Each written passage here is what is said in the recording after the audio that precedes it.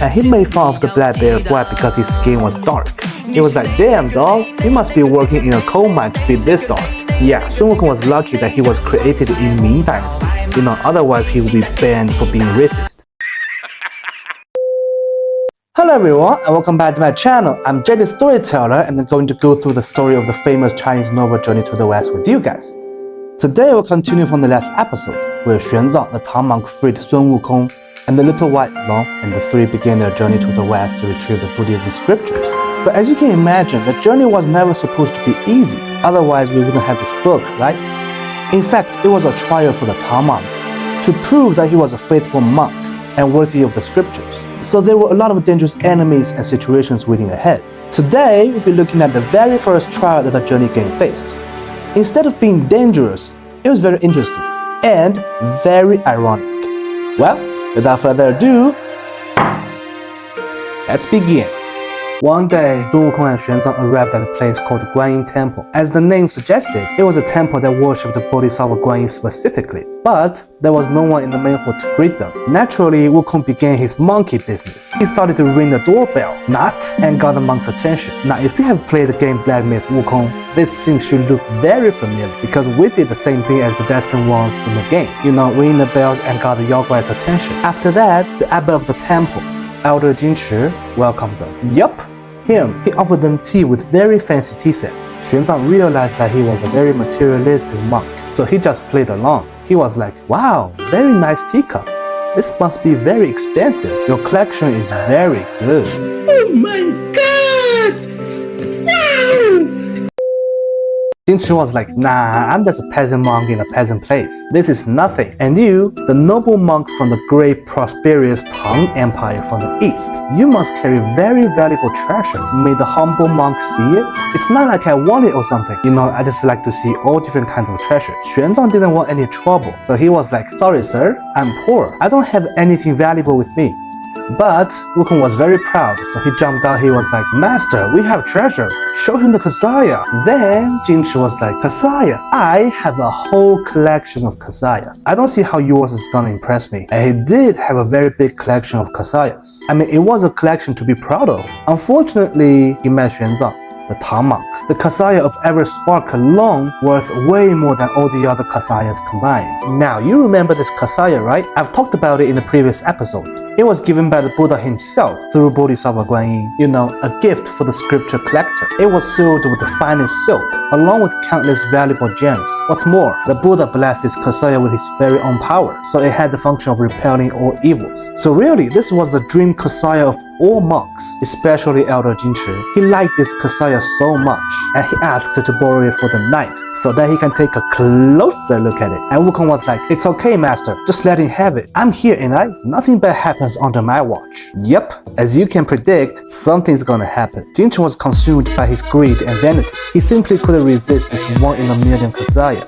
It was a symbol of a master monk, and not to mention its actual worth. So he really wanted this kasaya for himself. But he couldn't, so he just started crying. One of his disciples, Guanyin, sensed his depression, so he asked about it. This name sounds familiar, doesn't it? Yep, the fire wolf Guai in the game Black Myth Wukong, Guanyin. That's him. But that's not what we're talking about today. This is the story of the game. So if you want to know the story of the game, please go check out my chapter 1 story recap, in which I talked about the story in details to help you understand this game better. Anyway, back to our journey. After hearing his master's trouble, Guanyin suggested to just kill Sun Wukong and Tang monk and take the kasaya for himself. After a long shocking silence, Jinchi said, we work in the dark to serve the light. We are assassins.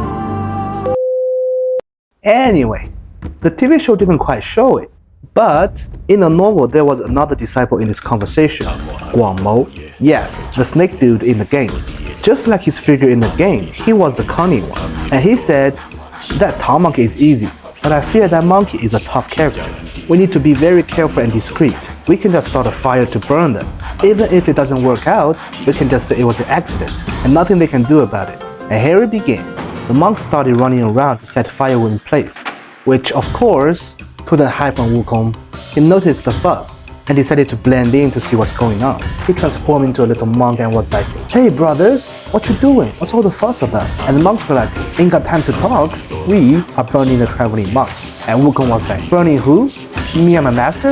Well, since you asked for it, have it your way then. Then he flew to the Celestial Court and borrowed a vessel from Virapaksa, one of the 4 heavenly kings of the Celestial Court, the fireproof mantle. Before you ask, yes, the exact vessel in the game Black Myth Wukong, the fireproof mantle. He needed it to protect his master Xuanzang in the fire because he didn't want just to put out the fire. He wanted to just let it burn and let the monks taste of their own medicine. So he used this fireproof mantle to cover Tang monk, and then he cast a wind spell to increase the fire and just sit and watch the temple burn. Yeah, don't get wrong, Sun Wukong is a hero character, but he had never been the Mr. Nice. He shows no mercy to his enemies and the bad guys. He doesn't tolerate, he wants them all dead.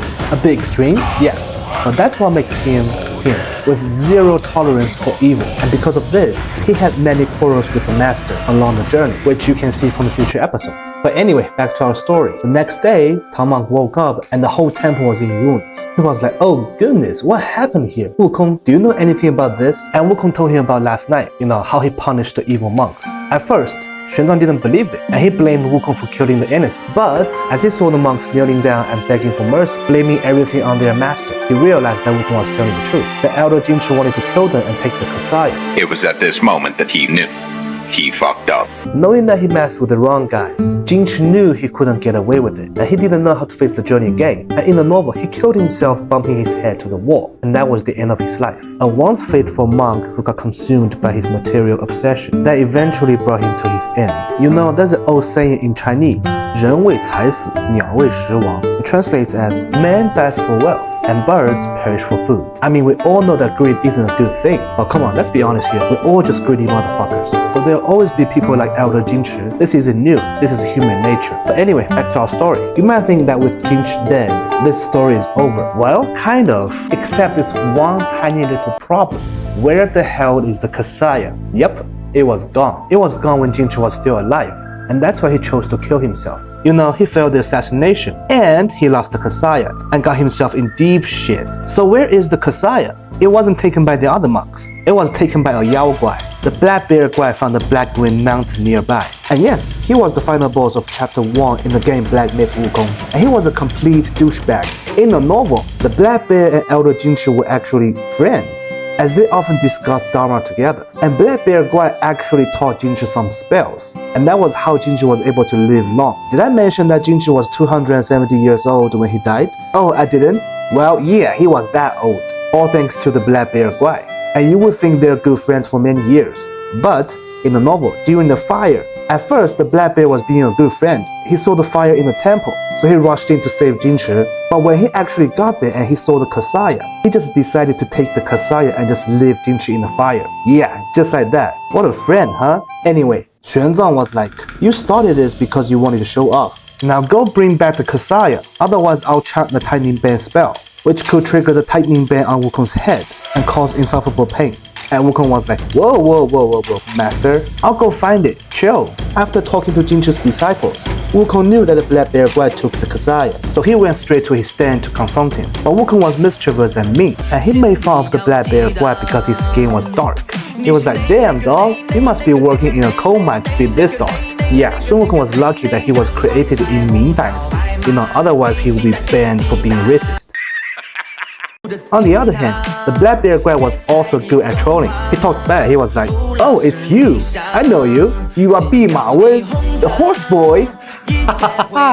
In case you don't remember, Wukong used to be Bima Wen of the Celestial Court, the keeper of the royal stable, a very minor position which Wukong felt highly disrespected by the court, and that's why he had beef with the Celestial Court in the first place. And he really hates that others call him Bima Wen, so really it was like the N-word for him. After saying that, Wukong was pissed, so he started to strike. Wukong was very powerful and the black bear guy couldn't match his power, but he sure was very slippery. He had a name called the Black Green King. As the name suggested, he was able to turn into a black green and vanish. And unfortunately, Wukong wasn't very good at dealing these kind of spells, and the bear got away. After that, Wukong came up with a plan. Since Black Bear Guai didn't know that Jinchi was dead, he could just transform into Jinchi and sneak into the Black Bear Guai's den and try to steal back the Kasaya. But Wukong has never been an Oscar material, and he blew his cover very quickly after he saw the Kasaya. I mean, after all, he was just a monkey, and Operation Kasaya had been terminated, and Black Bear Guai vanished again. Wukong returned to the temple and he saw Xuanzang bowing in front of the Guanyin statue and praying. He was frustrated and he told Tang monk, "Master, why are you still praying to her? We are literally in her hood right now. And surely she has a way to know what's going on here."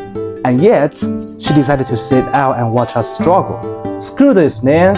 I'm gonna ask her to clean this shit up." Then he left straight to the South Sea, where Bodhisattva Guanyin is, according to his words, to confront her in person. Yeah, he was a clever monkey. I mean, he might talk big, but he knows when to behave properly. And clearly, in this situation, you wouldn't want to piss off Bodhisattva Guanyin because she was kind of the boss here. So he humbly reported everything and asked Guanyin for help. Guanyin said, "Don't worry, Wukong. I'll come with you." After returning to the Black Myth Mountain, Wukong killed Lin Xuzi, a wolf guy, and the white-clad noble, a snake guy. Both were good friends of the black bear guy, but not the exact ones in the game though. They were the new Lin Xuzi and the new white-clad noble. For more details, please go check out my Black Myth Wukong Chapter 1 recap, in which I've explained everything in details. So if you want to know what's going on in the game, I've made story recaps for all 6 chapters, and it can help you understand the story of the game Black Myth Wukong much better. Please go check them out, guys, and I will really appreciate it. But anyway, back to our story. After killing Lin Xuzi, the wolf guy, Wukong found out that he was actually bringing some elixirs to the black bear guy. So he was like, "Bodhisattva, I have a plan. You can transform into the wolf guy, and I'll transform into a pill. Together, we can trick the black bear guy, subdue him, and get a Kasaya back." Guanyin agreed to the plan, which really started her career of cosplaying. You'll see why in the future episode. She likes to transform and trick people, a true cosplay lover. The plan worked out. The black bear guy was completely tricked, and he ate the Sun Wukong pill. And then, as you can imagine, Wukong just went crazy in his stomach, which, by the way, was like one of Wukong's favorite things to do in the journey. Transform, get swallowed, and just go crazy in other people's stomach. Yeah, boy. So yeah, the black bear guy was in such a great pain, and he had to kneel down and beg for mercy. Then he returned the Kasaya, but that wasn't enough. Bodhisattva Guanyin put another band on his head. It was called the binding band. That works exactly like the tightening band on Wukong's head. Upon triggering, it causes insufferable pain. So clearly Wukong was satisfied. He was like, "Oh, hey, nice band. Welcome to the club, bro. Here, let me put you out of your misery." Then Guanyin stopped him. She told Wukong to spare his life because she happened to be in need of a guard of a mountain. In other words, a servant or a security, whatever you want to call it. And that's why in the game Black Myth Wukong, the black bear guy was kneeling before Bodhisattva Guanyin with a band on his head. After recruiting the black bear guy, Guanyin was like, "Well, Wukong, now we can go back to your master with his Kasaya. Goodbye." Nice. As the journey gang continued their journey, that concludes our episode today. As you can see here, the trial of the Guanyin temple wasn't really that dangerous. It was just some greedy monks got a taste of their own medicine. And Buddhism recruited a local Yaoguai. Nothing out of the ordinary. Well, I'm Jaythestoryteller, and thank you for watching this episode. And also, guys, I'm starting a new comment Q&A section where you can ask me about anything about China or about me personally.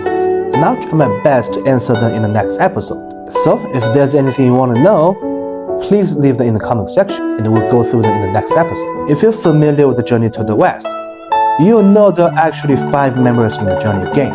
We already know the story of Sun Wukong, Xuanzang, the Tang monk, and the little white long. What about the other 2? Zhu Bajie and the Sand monk. What's their story? As celestial gods, how did they join the journey game?